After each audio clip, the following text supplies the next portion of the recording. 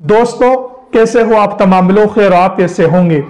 आज मैं आपसे जुमे की फजीलत के ऊपर इस वीडियो में बातें करूंगा और जुमे की कुछ खास फजीलतें हैं और खास आमाल हैं जिन्हें उम्मत मुस्लिमा को करना चाहिए और हमें भी करना चाहिए, और उनको ऊपर आज मैं आपसे इस वीडियो में बातें करूंगा। सबसे पहले मैं आपको यह बताता चलूं कि जुमे का दिन मुसलमानों के लिए, तमाम मुसलमानों के लिए ईद का दिन होता है।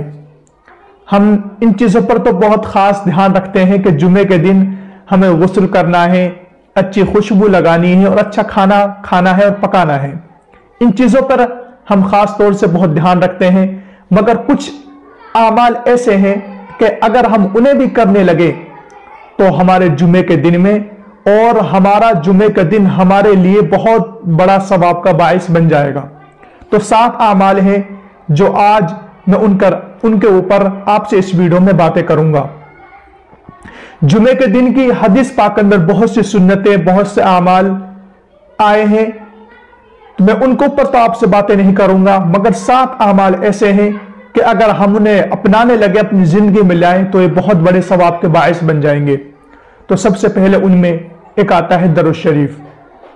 अल्लाह के नबी पर दरूद शरीफ जुमे के दिन कसरत से भेजना।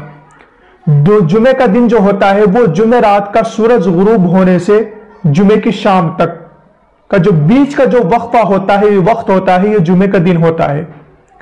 तो जुमे के दिन हमें कसरत से दरूद शरीफ की तिलावत करनी है।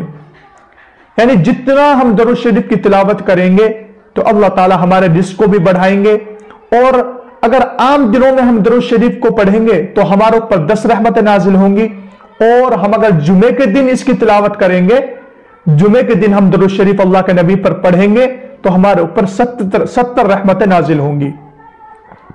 और दूसरी बात यह है कि जुमे के दिन जल्दी से मस्जिद में जाना। यानी इसमें हम आम तौर पर मुब्तला है कि जुमे के दिन हमें जुमे का वक्त, औकात हमें पता होता है कि जुमे की नमाज कब खड़ी होगी, हम उसी वक्त में पहुंचते हैं। मेरे भाइयों, इन आमालों को हमें छोड़ना है और जुमे के दिन हमें मस्जिद में जल्दी जाना है। और तीसरा काम यह है कि हमें मस्जिद जो जाना है जुमे के दिन, अपने घर गुस्ल करके वुजू करके जाना है, और पैदल हमें मस्जिद में जाना है।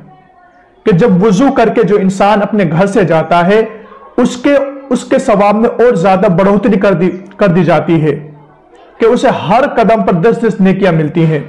और तीसरा काम यह है कि हमें चौथा काम यह है कि हमें इमाम के करीब बैठना है। चौथा काम यह है कि हमें इमाम के करीब, दूर नहीं बैठना। कोई वुजू खाने पे बैठ रहा है, सबसे बाद में आ रहा है, कोई सबसे पिछली सफ में बैठ रहा है। जुमे के दिन हर सफ की अलग अलग फजीलतें वारिद हुई है। जो पहली सफ में बैठेगा उसे एक ऊंट अल्लाह की राह में सदका करने का सवाब मिलेगा। जो दूसरी सफ में बैठेगा उसे एक गाय सदका करने का सवाब मिलेगा। जो तीसरी सफ में बैठेगा एक बकरी। अलग अलग सफों की फजीलतें अलग अलग वारिद हुई हैं। हमें इनको पर बातें नहीं करनी, हमें उन 7 आमाल के ऊपर बातें करनी है। यानी चौथी, इमाम के करीब बैठना। इमाम के करीब जितना हम बैठेंगे उतना ही उसका ज्यादा सवाब है, पहले सबका ज्यादा सवाब है इसलिए। और 5वां, जुमे के खुतबे को हमें गौर से सुनना है। जुमे का खुतबा हो रहा है, हम बातें कर रहे हैं, एक दूसरे का मुंह देख रहे हैं, मोबाइलों में खेल रहे हैं, नहीं मेरे भाइयों, जुमे के खुतबे को हमें खामोशी के साथ और गौर से सुनना है। और अगर हमारे पास में बैठकर कोई शख्स बातें कर रहा है तो हमें उसे जबान से नहीं रोकना, बस इशारतन उसे मना कर देना है। और 6वां काम यह है कि जुमे के दिन हमें दुआ का एहतमाम करना है। जितना हो सके हम उम्मत मुस्लिमा के लिए, अपने लिए दुआ करें, अल्लाह ताला से खूब दुआएं करें। और जुमे के दिन 2 ऐसी घड़ियां हैं जिनमें अक्सर दुआ कबूल होती है। एक तो वो जब इमाम खुतबे के लिए निकलता है, उस वक्त हमें हाथे उठा के दुआ नहीं मांगनी, दिल में अपने दुआ मांगनी है, अपने हाजात को अल्लाह के सामने पेश करना है।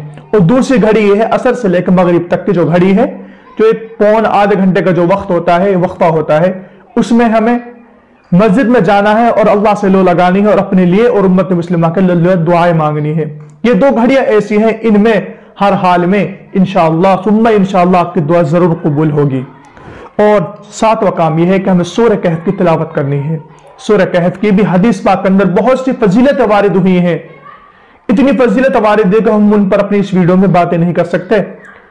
और जुमे के दिन सूरह कहफ की, हर जुमे को सूरह कहफ की तिलावत करनी है कि हदीस पाक में आता है कि सूरह कहफ एक जुमे से लेकर दूसरे जुमे तक, जिस जुमे में उसने सूरह कहफ की तिलावत की है, अगले जुमे तक अल्लाह ताला एक फरिश्ते को मुकर्रर कर देते हैं कि उस बंदे की हर बला से, हर आफत से उसकी हिफाजत फरमाता है जो।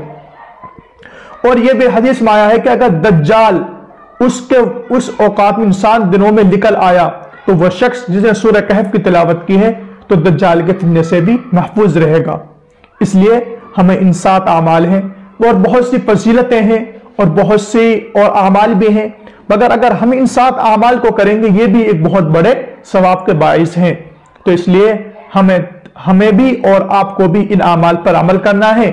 और आपसे मेरी गुजारिश है कि हमारी वीडियो को शेयर करें, दूसरों तक सदका जारिया समझकर शेयर करें कि अगर कोई भाई हमारी इस वीडियो को देखकर इन बातों पर अमल करने लगेगा तो हमें भी सवाब मिलेगा और आपको भी सवाब मिल जाएगा। और आपसे गुजारिश यह है कि हमारे चैनल को सब्सक्राइब करें और हमें सपोर्ट करें और हमारे